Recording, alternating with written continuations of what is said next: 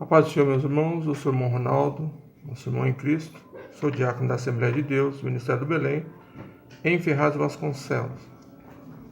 Como estamos fazendo nesse projeto, estamos gravando as lições, né, do segundo trimestre de 2018, de 2019, da CPAD, no intuito de dar o suporte aos professores, né, para que você, na sua aula, tenha um desempenho melhor e tenha subsídios, né, e tenham mais ferramentas para estar trazendo uma melhor aula para a sua sala.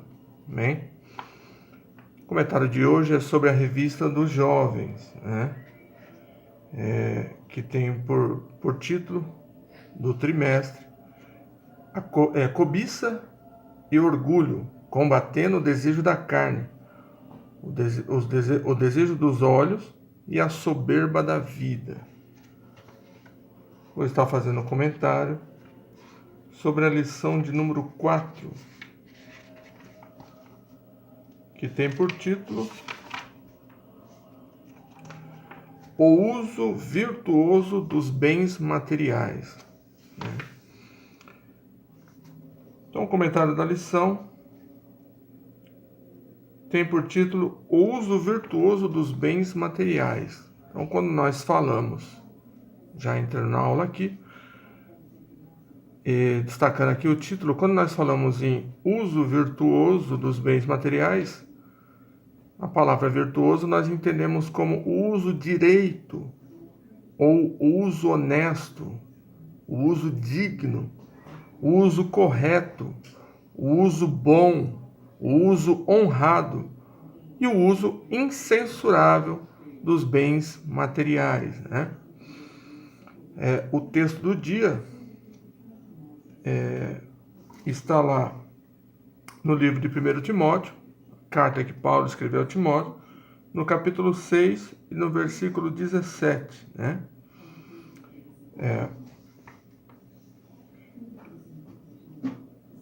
Então, o que nós podemos extrair do texto do dia é para que não sejam altivos, né?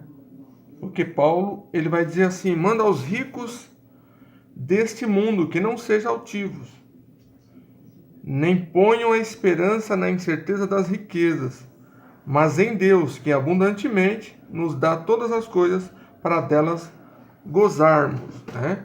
Então, desde já, o texto do dia, que seria o texto áureo, né? Nos manda não ser orgulhoso e nem arrogante, né? Orgulhoso no sentido de ser vaidoso, né? De vaidade, para com as coisas desse mundo, para com a riqueza desse mundo. E não ser arrogante, ou seja, não se sentir autoimportante, né? No caso aí, os ricos, aquele que contém bastantes bens materiais, não ser arrogante, não ser autoimportante e se achar melhor do que os outros, e sim levar uma vida moderada, uma vida humilde, né? E uma vida considerando que, apesar de todas as riquezas, sabendo que Deus é quem provê todas as coisas, Deus, que se Ele alcançou bens, sabemos que é por causa de Deus, ou por Deus que Ele tem alcançado tais coisas, tais bens materiais. Então, uma síntese aqui, que no caso que seria na revista dos adultos A Verdade Prática. Então, aquilo que devemos praticar, aquilo que devemos fazer, e entender que nossos dinheiros e bens materiais devem ser abençoados. E como a lição vai dizer, adquirido de forma lícita, de forma correta, né? E usar também de forma correta e olhando sempre o reino de Deus, né? E até mesmo usando, investindo os bens no reino de Deus. Pois bem, a leitura está baseada no livro de Tessalonicenses, né? No capítulo no 2 Tessalonicenses, no capítulo 3, do versículo 6 ao 13, e em 1 Timóteo, no capítulo 6, do versículo 17 ao 19. A leitura bíblica em classe, né? Ou texto bíblico, Ele, trazendo uma síntese aqui, ele nos manda o quê?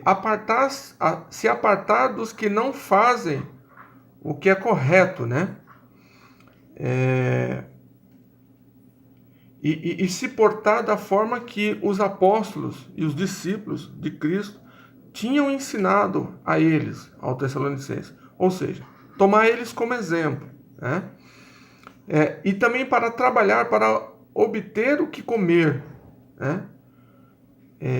E também de forma que eles faziam, da forma que eles procediam, porque apesar deles ter todo o direito, né, de requerer deles os bens, ou até mesmo o provimento para suas vidas, eles não faziam isso, eles procuravam trabalhar incansavelmente para não ser pesado a eles. E também, primeiramente, para dar o exemplo, né, em que eles também corriam atrás do que comer, apesar de todo o direito e autoridade que eles tinham para requerer deles o sustento.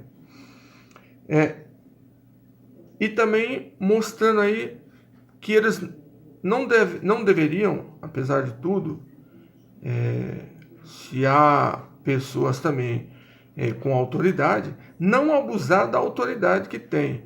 Porque é isso que nós vemos muito nos dias de hoje, de muitos líderes, né?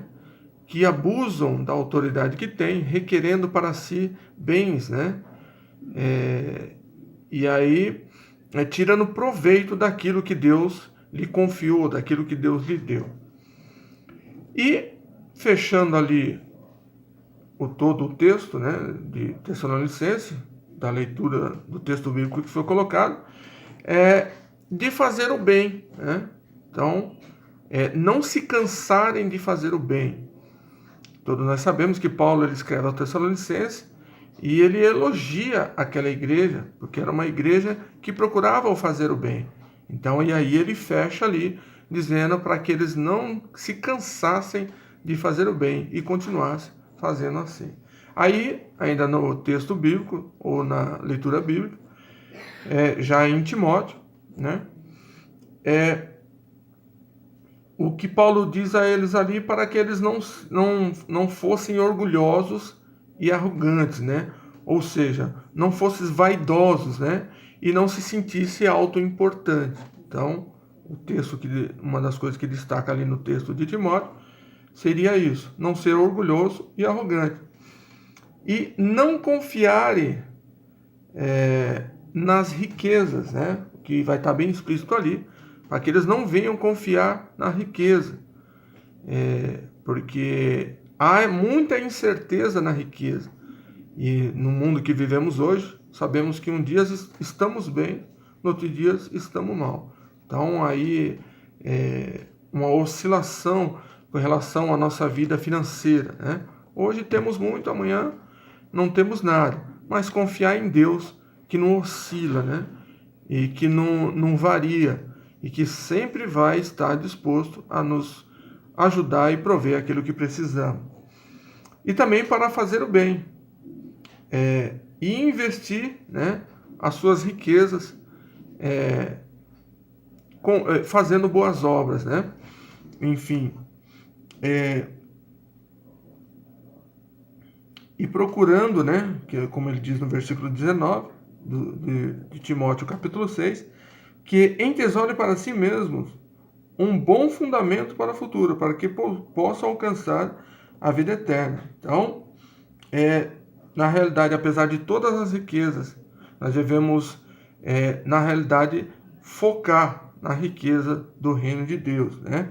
E se há riquezas materiais na nossa vida, nós devemos investir ou direcioná-la ao reino de Deus, para que no futuro nós possamos alcançar a vida eterna. Não que elas vão trazer, mas é que isso pode fazer com que nós, investindo no reino de Deus, nós possamos alcançar o galardão, né? E o galardão está relacionado à vida eterna, né?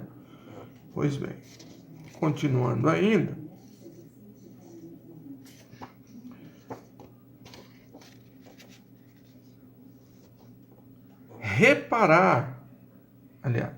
repartir. Então, uma das coisas também que a lição nos faz entender hoje é que nós devemos repartir, né? Pois muitos de nós temos os bens, né, adquiridos que Deus tem nos abençoado, então que nós devemos repartir, né? E que também está colocado na lição que devemos ser comunicáveis, né, àqueles que, por terem muita riqueza, ou até mesmo muitos bens materiais, eles não são comunicáveis, eles não se relacionam com os demais, né? Ou seja, eles não dá para ter acesso à vida deles, né? Porque eles estão envaidecidos naquilo que eles têm e muitas vezes muitas pessoas não têm acesso à sua vida, né? E ele, por falta de humildade, não tem procurado a ser carinhoso, até mesmo ter comunhão e comunicação com os demais que não têm tantos bens, que não têm tanta importância, seja na igreja, seja no reino de Deus. E também que façam, né, ou ganhem de forma legal, tá? Então,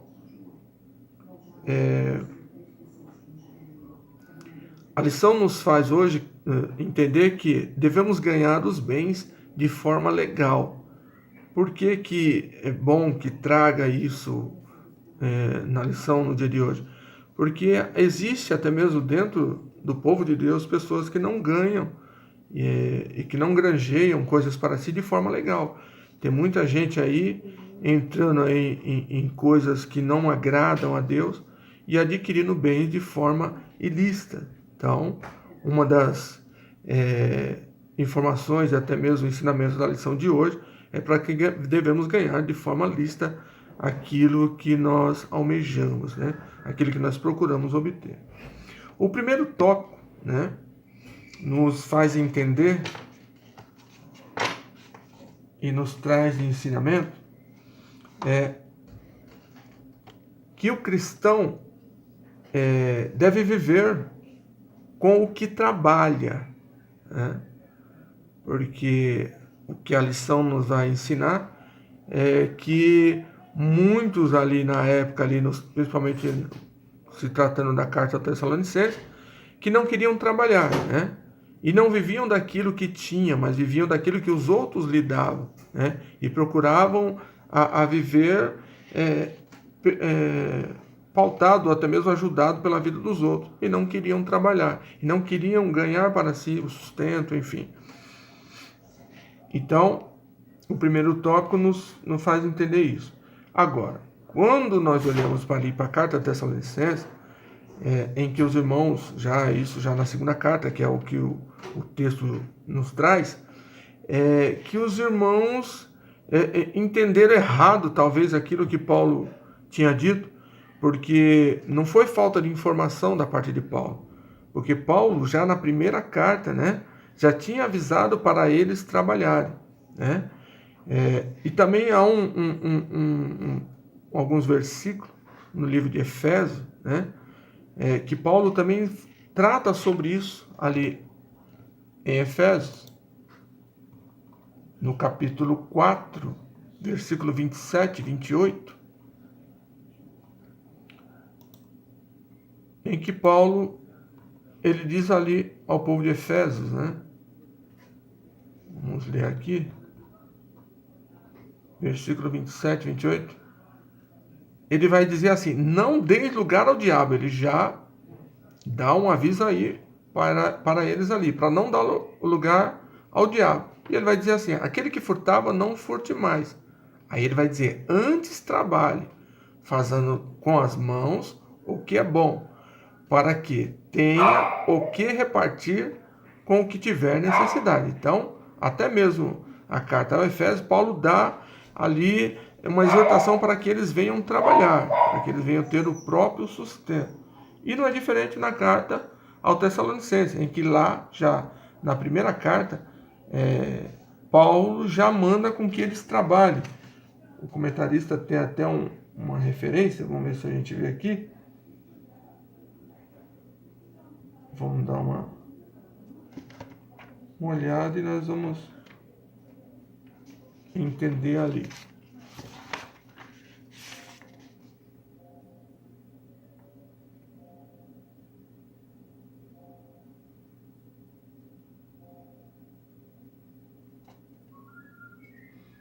ver aqui o versículo.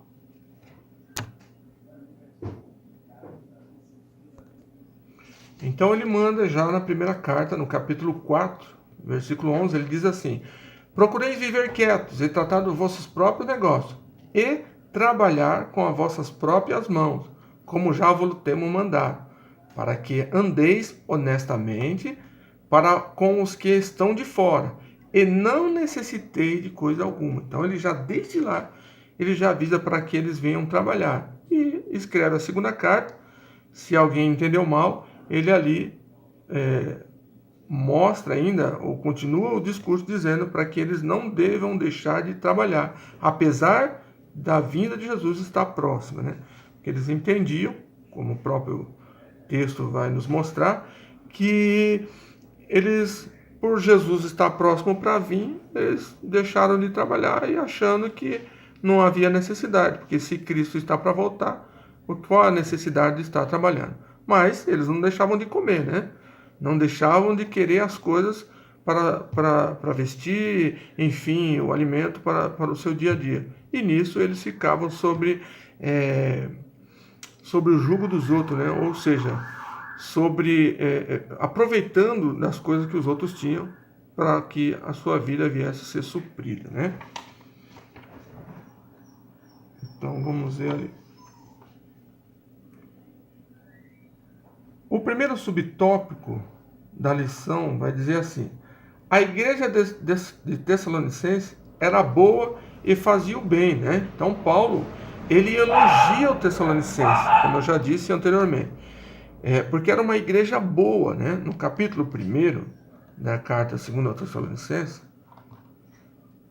Paulo, ele elogia eles ali, porque era uma igreja que era uma igreja abençoada, né? Em que os membros eram pessoas que faziam bem, eram pessoas que serviam a Deus realmente. No capítulo 4, versículo 3, capítulo 1 da segunda carta aos Tessalonicenses, o versículo 3 do capítulo 1 diz assim, ó: sempre devemos, irmãos, dar graças a Deus por vós, como é justo, porque a vossa fé cresce muitíssimo, e o amor de cada um de vós aumenta de um para com os outros, de maneira que, versículo 4, nós mesmos nos gloriamos de vós na igreja de Deus, por causa da vossa paciência e fé, e em todas as vossas perseguições e aflições que suportais. Então, Paulo elogia eles ali, né?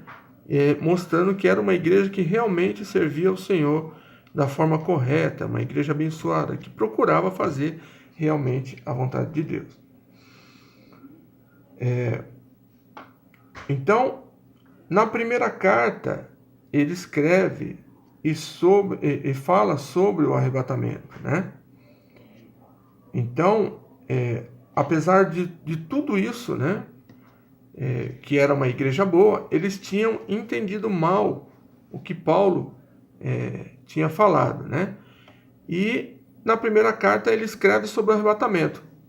E isso fez com que eles tivessem essa distorção, apesar de Paulo elogiar e mostrar e mandar que eles trabalhassem na primeira carta. Já eles, na primeira carta, né, a partir da hora que Paulo fala sobre o arrebatamento, no capítulo 4, a partir do versículo, não me engano, 14 em diante, eles interpretam mal e aí tomam aquilo ali sobre a questão do arrebatamento e que a vinda de Jesus estava próxima e começam aí a ter um desvio doutrinário e alguns lá começam a não querer trabalhar, né? E nisso se aproveitar dos outros irmãos.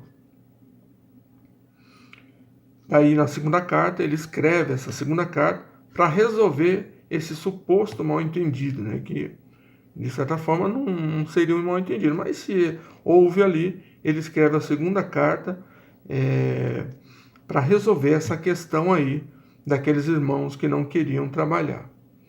O segundo subtópico que nos faz entender Paulo diz aí para que eles viessem olhar para o seu próprio exemplo, né? Ou o exemplo dos que estavam com Paulo, né? Dos demais discípulos. Então, para que eles venham olhar para eles próprios, porque eles procuravam, como diz o texto, é trabalhar dia e noite para não ser pesado aos irmãos. Então, Paulo ele tinha uma preocupação grande com isso, né? Até mesmo na segunda carta aos Coríntios, no capítulo 11, quando a igreja de Corinto não queria reconhecer o apostolado de Paulo, e a igreja de Corinto foi uma das igrejas que Paulo fundou, e mesmo assim eles não queriam reconhecer o seu apostolado, Paulo, ele, na sua defesa ali, ele mostra que havia pessoas que caçavam ocasião para acusá-lo, né? E uma dessa ocasiões é com relação a isso mesmo, a ter o provimento da igreja. Mas ele procurava a não abusar da autoridade que ele tinha, né? Para requerer deles alguma coisa. E nisso ele procura a trabalhar, né? E para não ser pesado também aos irmãos ali, para que ele não venha colocar dificuldade no evangelho, para que eles, talvez até mesmo a atitude errada dele, em querer requerer deles ou se aproveitar deles, pensando alguns possam entender e colocar empecilho no evangelho, para que o evangelho não cresça no meio deles. Então Paulo ele procura ali não dar ocasião para que eles venham acusá-lo.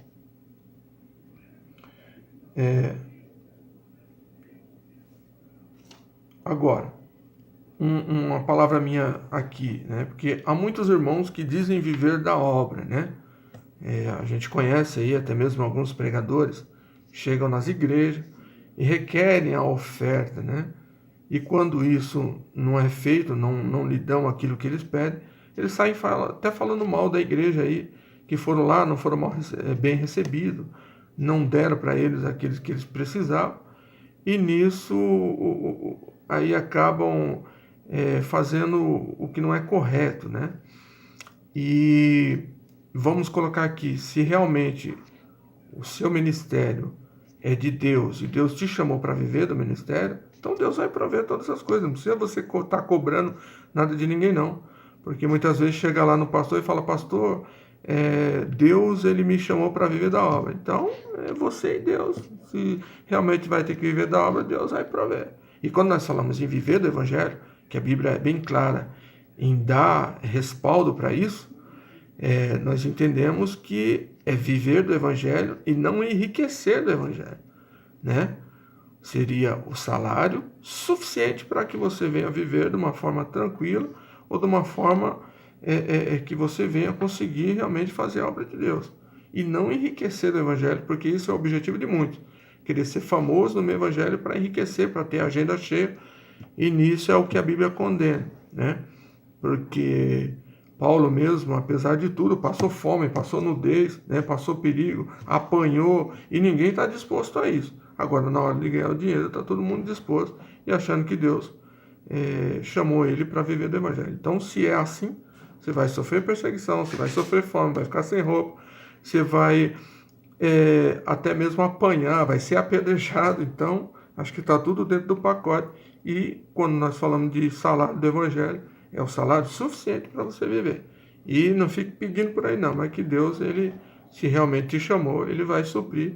E a oferta que te derem, essa é aquilo que Deus tem colocado nas suas mãos. Amém? Vamos lá. Continuando aqui, o segundo subtópico nos faz entender assim. Não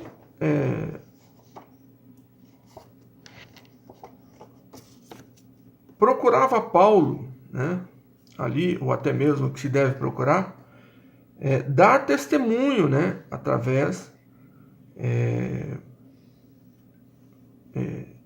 procurar dar bom testemunho, né, para que não seja chamado de mercenário, porque o que acontece é isso, né, a pessoa fica exigindo as coisas, né, querendo dizer que vive da obra, né, mas na realidade muitos são mercenários. Então, se isso escandaliza o evangelho. Aí muitas vezes generalizam dizendo que todos aqueles que vivem da obra de Deus são mercenários, né? Então, Paulo ele procurava a dar o exemplo para que isso não viesse ser falado sobre a vida dele. Procurava não ser pesado, né, para os irmãos, como eu já falei, para não pôr barreira na pregação do evangelho. E eles, né,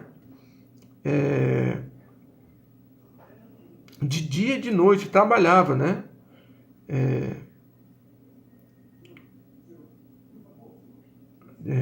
Eles, vamos ver aqui, eles, né? As pessoas ali que não queriam trabalhar na igreja, queriam ser custeados, né? E viviam sendo custeados. Mas aí há o alerta de Paulo, para quê? Para que se afastassem deles, né? Então, quando você vê pessoas dessa no seu meio, se afasta. Isso é um mal que está sobre a igreja, né? Isso é um mal que tem atingido a vida de muitos, né? Então, a ordem de Paulo ali, né? Bem clara, é para que se afastasse deles, isso literalmente, tá?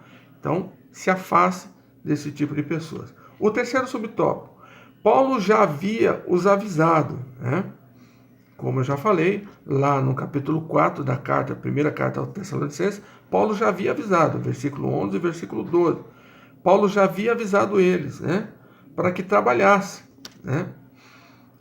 E não serem aproveitados, para que não fossem aproveitadores, porque uma hora eles ficando sem trabalhar, eles tinham de alguma forma a suprir as suas vidas, e nisso eles iam ter que caçar de alguma forma para isso acontecer, né? Isso fazia deles aproveitadores, tá? E pior que tinha gente que com certeza faziam isso, né? Supria a vida deles apesar de tudo isso que eles faziam, né? Dessa forma que eles viviam.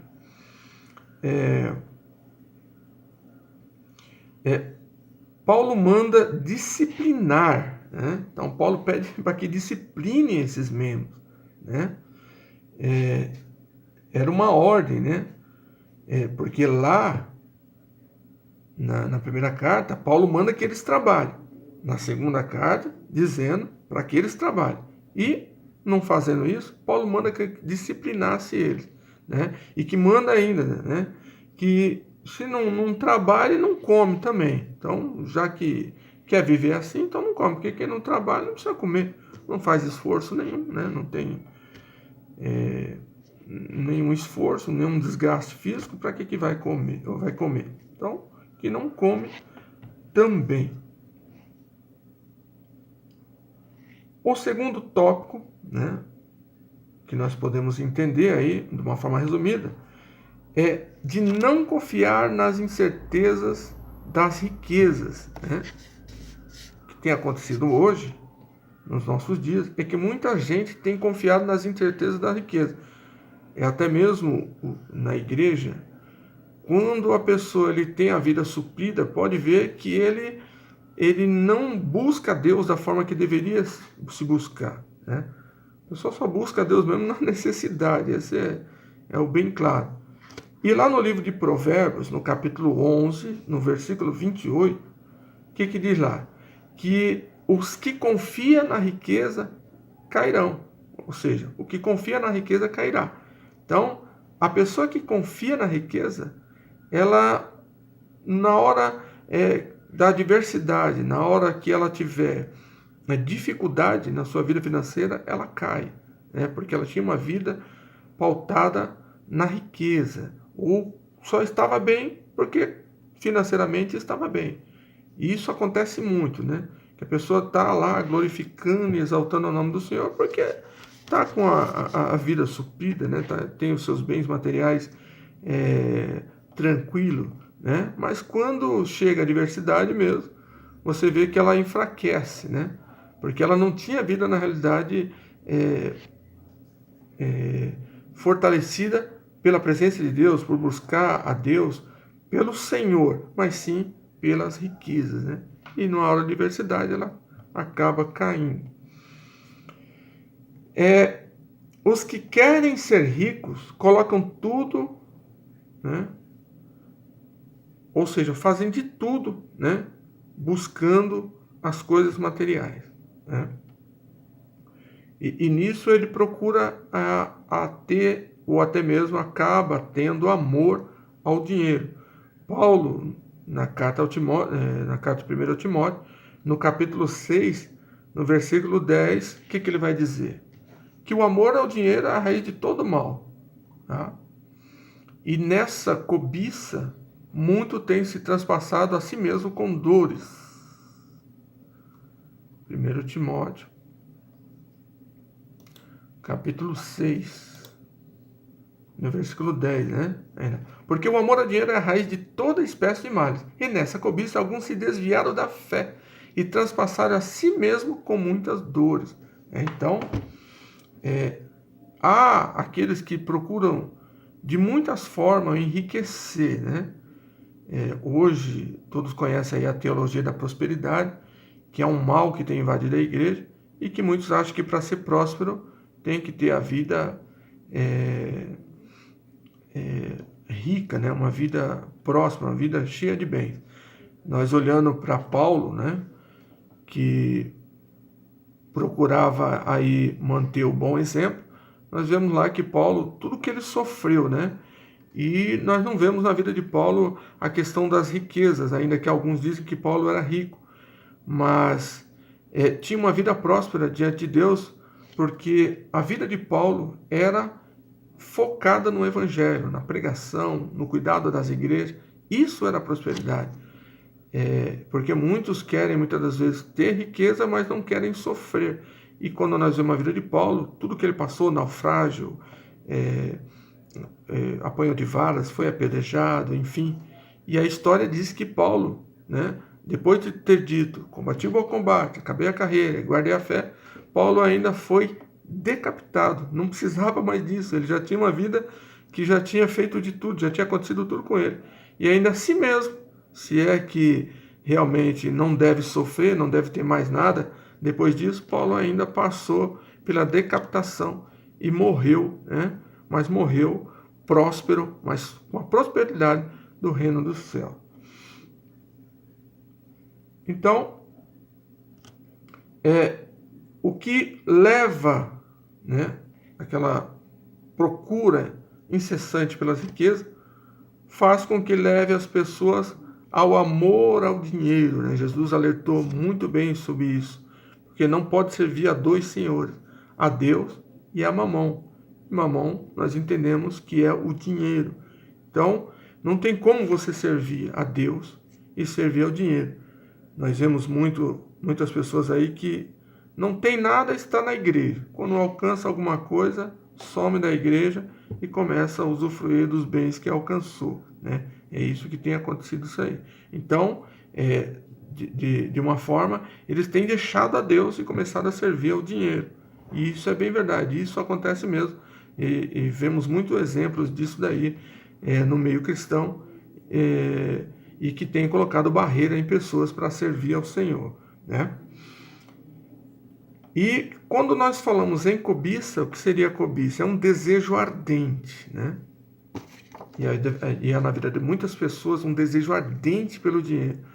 Quem não quer aqui ter a alegria de poder chegar num lugar, for comprar alguma coisa, passar o cartão sem se preocupar com o preço, sem se preocupar com o custo daquilo que ele quer adquirir.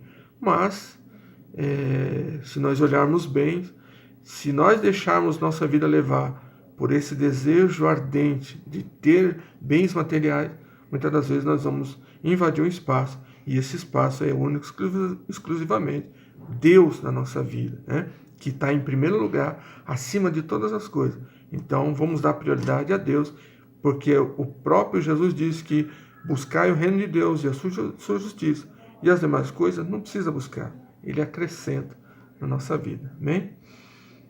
Então o primeiro subtópico do segundo tópico que nos faz entender e nos traz aí uma síntese é assim: usar o nosso dinheiro de forma direita, honesta, né? Correta, boa, honrada e incensurável, ou seja, de forma virtuosa. Isso seria a virtude, tá?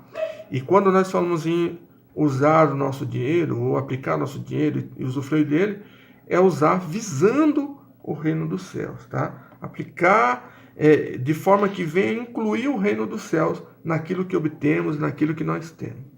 O segundo subtópico diz: não entender que o fato de ser próspero, financeiro, é porque está apto diante de Deus e será salvo, né? Então, como a teologia da prosperidade prega, não é porque você tem muitas coisas, ou Deus te abençoa em algumas coisas, isso te dá aptidão para estar no reino dos céus. Não, né? Sabemos que a nossa vida diante de Deus correta é isso que nos capacita aos céus, e não aquilo que Deus muitas vezes nos dá, e muitas das vezes nós estamos cheios, bem abastecidos, mas muitas das vezes não estamos fazendo o que é realmente a vontade de Deus, né? Então, fazer o que é correto, obedecer a palavra de Deus, servir ao Senhor, isso nos dá aptidão ao céu. Amém? E vamos colocar prioridades na nossa vida, né? Então, existem prioridades que não é o dinheiro, mas sim a nossa vida primeiramente com Deus, a nossa família, né? É o nosso trabalho e a igreja. Nessa ordem aí, tá? Para que você venha colocar de objetivo na sua vida. Então, vamos colocar essa ordem aí. Terceiro subtópico diz assim: o dinheiro é bom, né? Ou mal, dependendo do uso que você faz. Então, o dinheiro ele é bom ou mal, depende do uso que você faz. E não servir ao dinheiro, mas investir de forma, né, na obra de Deus e para ajudar a todos. Tá bom? Essa é a minha fala, espero ter ajudado. Então, se inscreva no canal, você que não se inscreveu. Estaremos trazendo sempre as lições aqui, seja de adultos, seja de jovens. Então, você acionando o sininho aí, você vai ter aí sempre as atualizações e as postagens dos outros assuntos para te ajudar, para te dar suporte na sua classe. Que Deus abençoe, em nome de Jesus. Amém.